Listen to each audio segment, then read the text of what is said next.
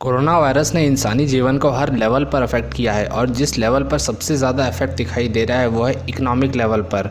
ये बीमारी कुछ महीनों के बाद अपने आप ख़त्म हो जाएगा, लेकिन इसका जो इम्पैक्ट रहेगा इकोनॉमी के ऊपर वो आने वाले कई सालों तक कई लोगों को परेशान करता रहेगा। नमस्कार दोस्तों, मैं साहिल चौधरी आप सबका स्वागत करता हूँ आप ही के चैनल इंडिया टॉक्स पे।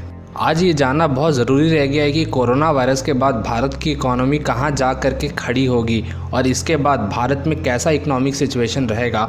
लोगों की नौकरियाँ चली जाएंगी, क्या कंपनीज बंद हो जाएंगे, बिजनेसेस ठप पड़ जाएंगे या सब कुछ पटरी पर लौट आएगा। ये सवाल इसलिए भी ज़रूरी है क्योंकि बीमारी तो देर सवेर ठीक हो ही जाएगी, लेकिन इसका जो दुष्परिणाम होगा वो कई लोगों की ज़िंदगियाँ बदल देने वाला है। और ये जो बदलाव है ये 95% लोगों के लिए नेगेटिव होने वाला है, यानी बुरा असर होने वाला है। बाकी के जो 5% है शायद उनके लिए कोई पॉजिटिव असर हो सके।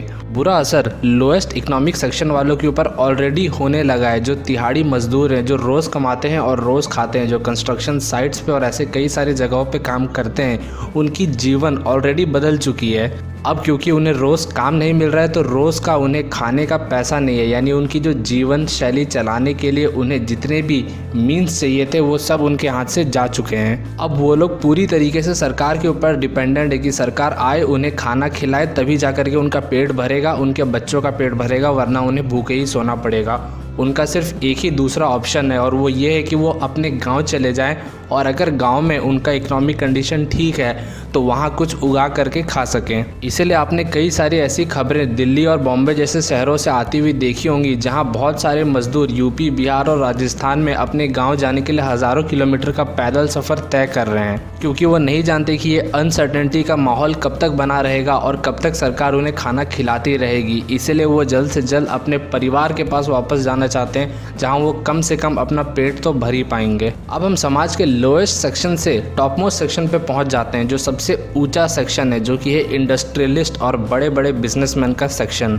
अगर सिर्फ नंबर्स की बात करें तो यही वो सेक्शन है जिसको सबसे ज़्यादा लॉस होने वाला है। इनका जो लॉस होगा वो बिलियंस ऑफ डॉलर्स का होने वाला है। इनमें से कई सारे ऐसे सेक्टर्स हैं जैसे एविएशन सेक्टर, जिन्हें बहुत बड़ा नुकसान हो रहा है, और बहुत सारी ऐसी कंपनी है जिनकी हालत पहले से ही ख़राब चल रही थी, हो सकता है वो अब बंद भी हो जाएं। तो इस सेक्शन में हालांकि सबसे ज़्यादा नुकसान होने वाला है, लेकिन जो इन कंपनीज़ के मालिक हैं उनको ज़्यादा फ़र्क नहीं पड़ेगा, क्योंकि उनका जो पर्सनल एसेट है वो इतना होता है कि वो ये सारी कंपनियां बंद हो जाने के बाद भी एक ढंग की ज़िंदगी जी सकते हैं। लेकिन इनके बिजनेसेस चौपट हो जाने से जो असर होगा वो इनके मिडिल क्लास एम्प्लॉयज़ को होगा। ये कंपनियां अगर बंद होती हैं या फिर ये अपने प्रोडक्शन को कम करके अपने कॉस्ट को कम रखने के लिए अपने एम्प्लॉयज़ को निकालती हैं, जिस भी तरीके से इसका पूरा प्रेशर मिडिल क्लास के ऊपर आने वाला है। मिडिल क्लास में बहुत सारे लोग बेरोज़गार हो जाएंगे, जो नौकरी करते भी रहेंगे हो सकता है उनकी तनख्वाह थोड़ी कम कर दी जाए कंपनी को बचाए रखने के लिए।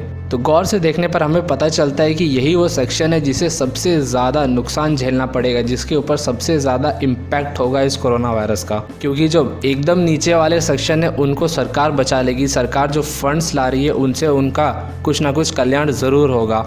जो एकदम टॉप वाले हैं उनको इतना ज़्यादा असर नहीं होगा, लेकिन जो मिडिल वाले हैं उनको बहुत बड़ा असर होगा, क्योंकि ना तो उन्हें सरकार पैसे देती है उनके घर चलाने के लिए, ना ही उन्हें अपनी सैलरी टाइम पे मिल रही है, जिससे उन्हें बहुत बड़ा इम्पैक्ट होने वाला है। मैं जानता हूं कि आप में से जितने लोग भी वीडियो देख रहे हैं लगभग मैक्सिमम लोग इसी सेक्शन से आते हैं, मिडिल क्लास सेक्शन से, और आप लोग अच्छे से समझ सकते हैं कि मैं किस चीज़ की बात कर रहा हूं। अब आपने इस महामारी का असर समाज के तीनों आर्थिक सेक्शंस के ऊपर कैसे पड़ेगा ये समझ लिया है, तो अब मैं आपको बताता हूं कि इसका असर पूरे वर्ल्ड इकोनॉमी के ऊपर कैसे पड़ने वाला है। कई सारे अर्थव्यवस्था के एक्सपर्ट्स ऐसा मानते हैं कि जो 1930 और 2008 में रिसेशन आया था, इस बार का जो रिसेशन है ये उससे भी बड़ा होने वाला है, यानी इस साल की जो आर्थिक मंदी है उससे भी ज़्यादा खतरनाक रहने वाली है। यहीं पर एक बड़े आर्थिक एजेंसी एसोचैम ने ये रिपोर्ट निकाला है कि इस कोरोना वायरस का जो पीरियड है इसके ख़त्म होने के बाद 2020 का जो आखिरी क्वार्टर होगा, इसमें दुनिया की जितनी भी इकोनॉमीज़ है लगभग हर इकोनॉमी में रिसेशन का माहौल होगा। लेकिन उन्होंने कहा है कि सिर्फ दो ऐसी अर्थव्यवस्थाएं हैं जो इस आर्थिक मंदी से शायद बच सकती हैं, और इन दोनों का नाम है चीन और भारत। एक और एजेंसी का रिपोर्ट आया है जो ये दिखाता है कि दुनिया की लगभग जितनी भी इकोनॉमी है उनका 2020 के आखिरी समय में जो जीडीपी ग्रोथ रेट रहने वाला है वो माइनस में चले जाने वाला है। अमेरिका का -9%, इटली का -9%, यूरोप के जितने भी देशों हैं उन सब का -5 से लेकर के -10%। और इसी तरह से दुनिया की जितनी भी बड़ी बड़ी अर्थव्यवस्थाएं हैं उन सब का जो इकोनॉमिक ग्रोथ है वो नेगेटिव में रहने वाला है। पर भारत और चीन की जो इकोनॉमिक ग्रोथ है वो इन्होंने 1 से 2% के बीच में प्रेडिक्ट की है। जैसे भारत की 1.2% और चीन की 1.12%। इसका मतलब ये है कि इस कोरोना वायरस की महामारी के बाद जो मंदी क्रिएट होगा उसमें भी भारत दुनिया की सबसे तेज़ी से ग्रो कर रही इकोनॉमी रहेगा। पर यहाँ कोई खुश होने वाली बात नहीं है, क्योंकि जहाँ दुनिया के बाकी देशों की जो इकोनॉमी है वो श्रिंक कर रही होगी तो वहीं भारत और चीन की इकोनॉमी जस्ट थोड़े से मार्जिन से ग्रो कर रही होंगी। तो दोस्तों ये तो साफ़ है कि इस महामारी का असर वर्ल्ड इकोनॉमी पर बहुत बुरी तरीके से होने वाला है और ये असर काफ़ी लंबा रहने वाला है, क्योंकि IMF भी इस महामारी का जो असर है उसे प्रेडिक्ट करने में असमर्थ है। इसीलिए मैं भी अपने तरफ से कोई प्रेडिक्शन नहीं करना चाहूँगा, लेकिन मैं आपसे पूछना चाहूँगा, अगर आप एक बिजनेसमैन हैं या अगर नहीं भी हैं तो भी आपका क्या ओपिनियन है? आपको क्या लगता है कि इस महामारी के बाद आपका जो बिज़नेस है या दूसरों का जो बिज़नेस है वो किस तरीके से वापस अपने ट्रैक पर आ सकता है, या फिर कौन से ऐसे नए बिज़नेस अपॉर्चुनिटीज़ हैं जो क्रिएट हो सकते हैं?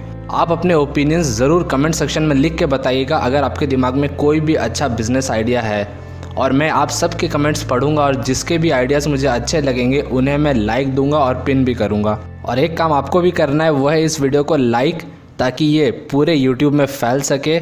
और अगर आपको ऐसे ही मज़ेदार वीडियोस देखते रहना है तो इंडिया टॉक्स को सब्सक्राइब। तो मिलते हैं अगले वीडियो में, तब तक के लिए थैंक्स फॉर वॉचिंग।